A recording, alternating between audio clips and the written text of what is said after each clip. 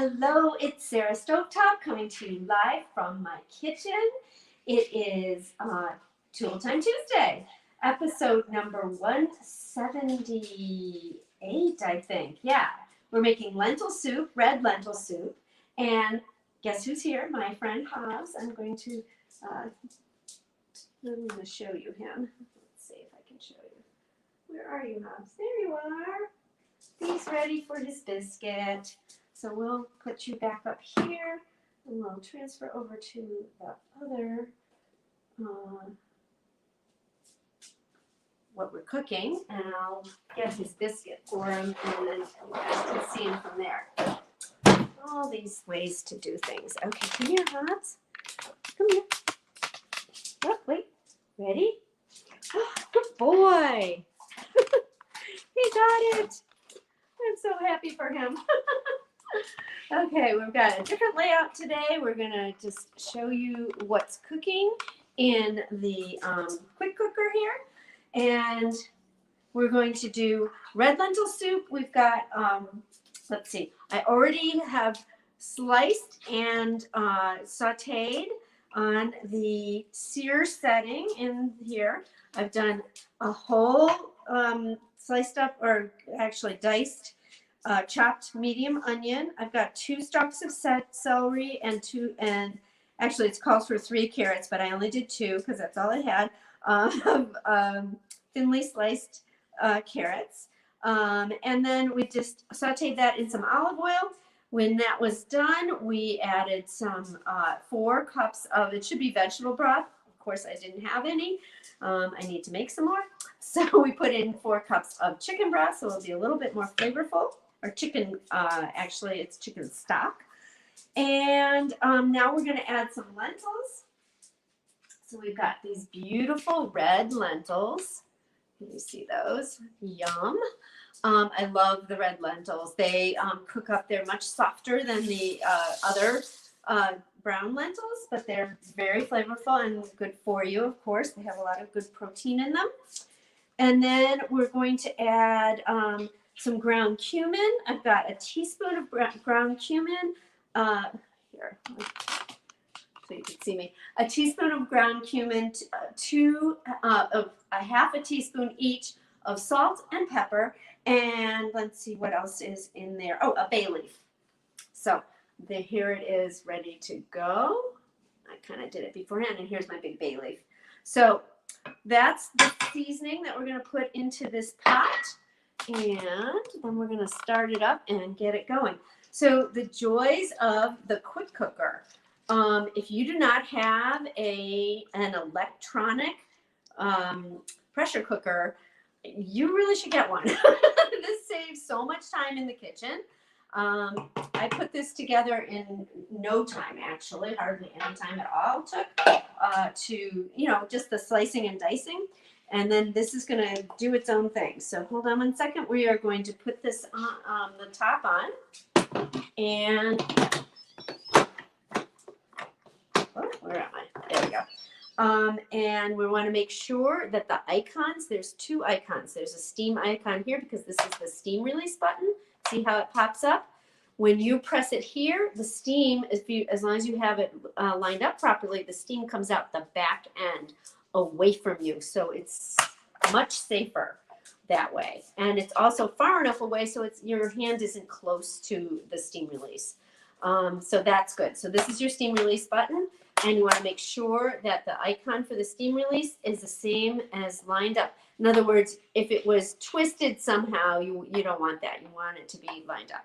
The other thing to point out is right inside here, which you may or may not be able to see, this little red button here pops up, kind of like in the old Purdue chickens. It says it pops up when it's done. So what's really nice about this, the quick cooker, is it has so many different settings. And actually, I'm going to turn it around. It'll be easier for you to see what I'm doing if I turn it around. You want to make sure that you are cooking in your quick, that when you release the steam, there's nothing behind it. In other words, if there was a counter, there were cabinets over here and on top of it, that would be pulling the steam back at you. So you want to make sure of that. It has these great handles at the bottom, so it makes it easier to transport rather than just by this handle, which could easily turn, and then you'd have everything, it would all fall apart. So always use the handles at the bottom. It's also got this double walled construction so that it doesn't, it may feel a little warm to the touch, but it's not hot to the touch. So you can move it when it's hot. Then it's got all these great settings. You'd start at sear, go to steam, go to slow cook, and proof. Now these are all three settings, all four of these settings are not under pressure. Then you start with the pressure cooking part. You've got chicken and poultry, and each one has like a pre-programmed time on it, and you can adjust that if you need to. Then you go to beef and pork. Then you go to fish and seafood, and then over on the top at the end is, can't read it, soup and stock, which is where we're going.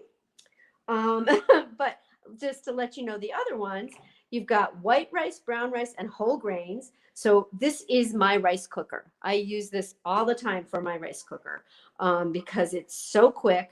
Let me just show you. White rice cooks in 4 minutes. Brown rice in 15 minutes. Normally it takes 45 minutes for brown rice and like 20 minutes for white rice. And then it also has a whole grain one. So this you would use for quinoa and maybe probably adjust the time. Quinoa or bulgur wheat, kind of anything, any unusual whole grains. And then it also has bean setting, and you don't have to soak your beans prior to this. So like black beans are done in like 25 minutes. And then it also has a stew and chili setting, and then the dessert setting. So the dessert setting, or the stew and chili is like starts at 40 minutes, and the dessert setting starts at 40 minutes. Okay, or one is 48 maybe. No, they're both 40. Okay. Anyway, so you can go back and forth. It also has a custom setting, which of course you can have it as strong or as weak as you need, and you can adjust the pressures, and it just goes down from there. Let's see how these little things are coming down. So that's like lower pressure. And then you also can adjust the time and just up and down. It's got these up and down buttons, and you can also put it on delay. So it does everything for you. Okay, so I'm going to cancel everything out, and I'm going to go over to soup and stock. Where is that? There we are. And that starts at 30 minutes, but I don't need 30 minutes. So we're going to adjust the time to, let's see, 10 minutes. So I'm going to press the time button, and then down we go to 10 minutes. There we go. All right. So now it's going to take a little time to come up to pressure. And I'm going to come back around here so you can see me. So it'll take a little while to come to pressure. So sometimes up to 10 minutes. So you do want to make sure you allow for that. Whenever you're cooking under using a pressure cooker, the whole idea is that it has moisture in there. So you want at least a cup of liquid in it. That's the thing. And I'm just going to set this a little bit further away. Let's see. Some of your destinations have errors. Oh no. Well, let's see what we're having trouble streaming to Facebook. Oh, maybe an issue on Facebook's end. Is it possible the stream has ended? No. Or deleted it. No. Keep trying. Oh man. Okay, so it's not going into my VIP club. Okay. Let's see. Okay, we're just going back. Okay, so I don't know, it's not streaming into my Facebook group. Oh well. So if you are watching and you are watching on my Facebook page, Sarah Stovetop, please share this into my and you're a member of my Facebook group, please share it into Sarah Stovetop's VIP club, because that way those people will be able to see it while it's live. And let me know if you're doing that, because I would really appreciate that help. Technology is always so tough. And I guess I can go into Facebook and see if that's a problem, but I don't know if it's going to cut off. So these are the things you don't know, especially since you're using an iPad versus a laptop. So we were talking about pressure cooking. So you always need liquid in there. So usually a cup of liquid with whatever you're cooking. It does amazing. It's just really so easy to make so many things in here. First of all, they start you off, there's a little booklet, quick cooker cooking guide that says, oh, start with this, make some beans, really easy. Make some hard-boiled eggs that are so easy to peel, it's amazing. Or a simple salsa chicken, which I made, I think last week, I went live with that. Then it's got a whole chart about how long to cook your beans and legumes. So like, for example, black beans are 25 minutes, but yellow or green split peas only take 10 minutes. So it actually goes through and it gives you the amount. So like for a cup of beans, you rinse them in cool water and then you add 3 cups of water and some oil, a little bit of oil. And you could also add spices to your beans. Same thing with the grains. So grains and rice.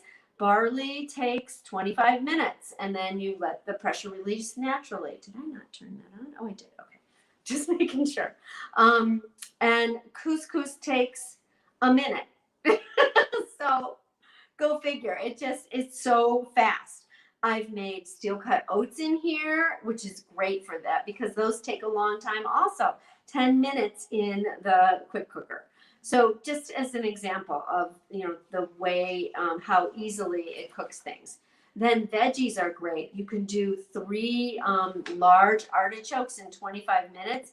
It takes a while for those artichokes to cook.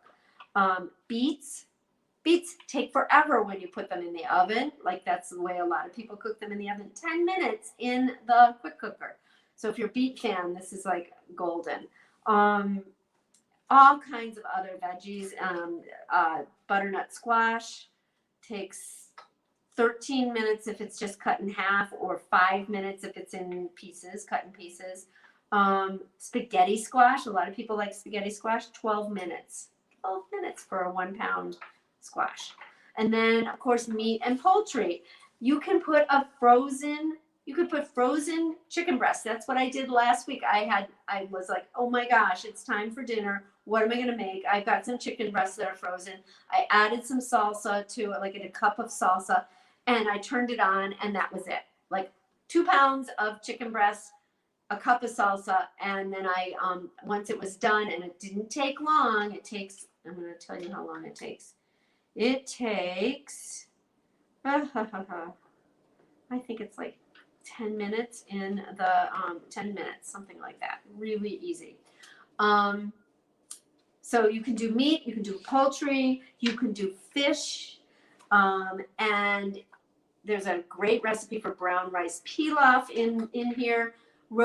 Pot roast with mashed potatoes, beef stew with Parmesan polenta, which is really good. Homemade chili, carnitas, barbecued root beer ribs. Come on, tell me that doesn't look delicious. Okay, so tons of things. Plus, you can do dessert. Chocolate pudding, strawberry cheesecake. Okay, so great. But the best thing is that in the month of April, it's on sale for 20% off. So it's what, $209 normally. So 20% off of that is a $40 discount or so, for a little over $40. So you're talking $169 or something like that. So a really nice deal. So there's only a few days left in April. That's why I wanted to show you the quick cooker so you could make a decision. I would love to help you get a quick cooker so that your life can be easier. I'm telling you, I use this thing probably 2 or 3 times a week. It is my rice cooker. There's no point in having another one when you got one of these. Plus, it does so much more. So that is what I wanted to share with you. And it is, what time is it? Oh, good. So a little bit shorter one because we're not going to wait for this to all get done. I will post a picture of my what I created of the soup when we're done. When it's done, I'm going to be adding a half a cup, just so you know, a half a cup of coconut milk, some lime juice, and some baby spinach to it. And then that's what we'll have for dinner with a salad. I might make some veggie burgers because we need a little more food for my husband. So that's what we're having for dinner. Thanks for joining me. I don't see that there's any comments, and probably because it didn't post it into Facebook. So thank you so much for joining me. I hope you guys have a great evening. I'll see you next week on Tool Time Tuesday, and we'll have some more. It's the beginning of May. So we'll have some great options for you. I'll show you, like, probably do some stoneware because stoneware is on sale for our hosts in May. So if that's something you've been waiting for, May is the month to host. So let me know. Feel free to put it in the comments below, and I will be happy to reach out to you. Thank you so much for joining me. Have a great evening. See you later.